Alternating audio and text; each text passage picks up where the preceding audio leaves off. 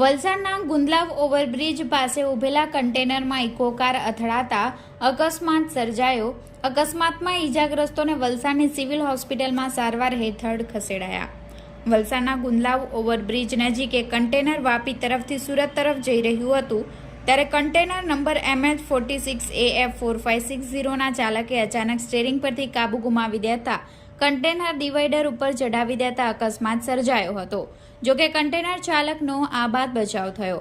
ત્યારબાદ ચાલકે ક્રેનની મદદ લઈ ડિવાઈડર પર ચડી ગયેલા કન્ટેનરને નીચે ઉતારી દઈ સુરત તરફ જવા નીકળ્યો હતો। જે દરમિયાન વાપીથી સુરત તરફ પૂરપાટ ઝડપે જઈ રહેલી ઇકો કાર નંબર GJ19BJ4425 ધડાકાભેર કન્ટેનરના પાછળના ભાગે ઘૂસી જતા ગમખ્વાર અકસ્માત સર્જાયો હતો।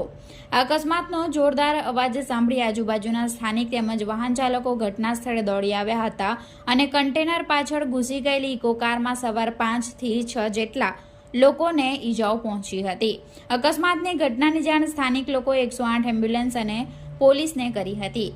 ઘટના અંગે જાણ થતાં તાત્કાલિક 108 એમ્બ્યુલન્સ ઘટના સ્થળે દોડી આવી અને ઈજાગ્રસ્તોને તાત્કાલિક સારવાર અર્થે વલસાડ સિવિલ હોસ્પિટલમાં ખસેડવામાં આવ્યા હતા। અકસ્માત સર્જાતા હાઈવે ઉપર વાહનોની લાંબી કતારો લાગી ગઈ હતી।